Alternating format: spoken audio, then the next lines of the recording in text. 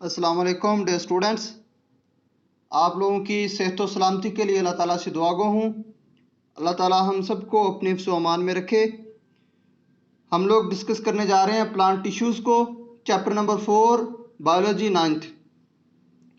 Plant tissues are the more complex, क्योंकि plant tissues के अंदर हम लोग कम्प्लेक्सिटी इसलिए डिस्कस कर रहे हैं कि प्लांट्स के अंदर मोस्ट ऑफ द फंक्शन जो परफॉर्म हो रहे होते हैं वो टिश्यू लेवल पे हो रहे होते हैं, और जो एनिमल्स के अंदर मोस्ट फंक्शन परफॉर्म हो रहे होते हैं वो ऑर्गन और ऑर्गन सिस्टम लेवल पे परफॉर्म हो रही होती है। इसलिए प्लांट्स के अंदर कहा जाता है कि जो टिश्यू लेवल है वो क्या है, थोड़ा कॉम्प्लिकेटेड और कम्प्लेक्स होता है।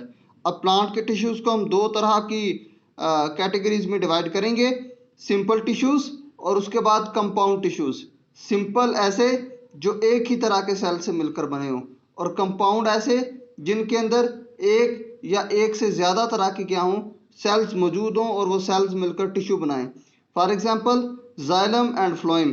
जाइलम एंड फ्लोएम में आप देखेंगे कि एक तरह के सेल्स नहीं होंगे, वहाँ पे different type of cells exist करेंगे।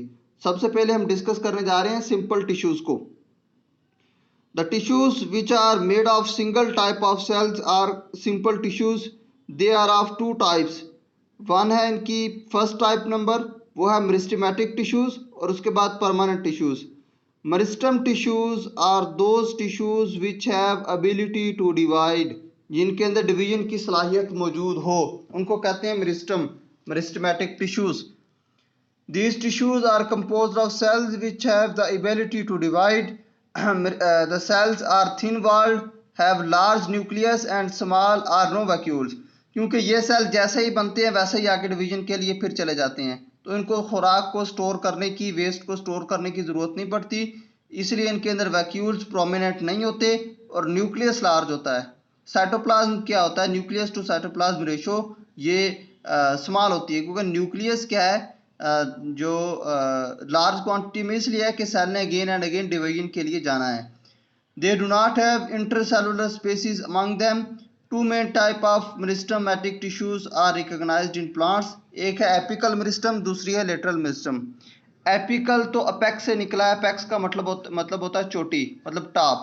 एपिकल मेरिस्टम्स ऐसे मेरिस्टम जिनकी डिवीजन से प्लांट की हाइट इंक्रीज करेगी, प्लांट की लेंथ इंक्रीज करेगी, उनको बोलेंगे apical meristems. Apical meristem are located at apices, मतलब टिप्स पे मौजूद होंगे, of roots and shoot. When they divide they cause increase, जब ये डिवाइड होंगे ये क्या करेंगे, इंक्रीज करेंगे प्लांट लेंथ को। Such growth is called primary growth.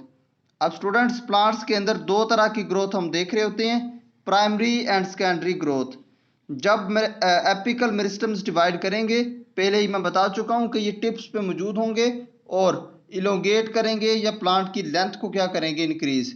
तो ऐसे टिश्यूज प्लांट को जो प्लांट की हाइट है उसको इंक्रीज करने के रिस्पॉन्सिबल होंगे, और ऐसी ग्रोथ को हम लोग कहते हैं प्राइमरी ग्रोथ। भला क्यों? क्योंकि पहले प्लांट्स के अंदर एपिकल मेरिस्टम ही फंक्शन करते हैं, उसके बाद लेटरल मेरिस्टम्स अपना फंक्शन परफॉर्म करते हैं। सबसे पहले जो ग्रोथ होती है वो कौन सी होती है, एपिकल मेरिस्टम की वजह से, इसलिए इसको क्या कहते हैं, प्राइमरी ग्रोथ। उसके बाद है लेटरल मेरिस्टम्स। लेटरल का मतलब होता है अलोंग द साइड्स, जो किसी भी चीज़ के किनारों पे या उसके चारों तरफ पे मौजूद हो। लेटरल मेरिस्टम जो है ये सर्कुलर फॉर्म में स्टेम के अलोंग क्या करते हैं, एग्जिस्ट करते हैं। Lateral meristems are located along lateral sides of root and shoots. By dividing they are responsible for increase in growth of plant parts. अब प्लांट के जो इंडिविजुअल पार्ट्स हैं वो ग्रो कर रहे हैं, मतलब उनकी जो गर्थ है या उनकी जो विड्थ है या मोटाई है किसी भी शूट की, वो क्या होगी, इंक्रीज होगी लेटरल मेरिस्टम की डिवीजन की वजह से। This growth is called secondary growth. They are further of two types. अब इस तरह की ग्रोथ को सेकेंडरी ग्रोथ कहते हैं, और ये भी आगे फिर अगेन टू टाइप्स में डिवाइड होने जा रही है।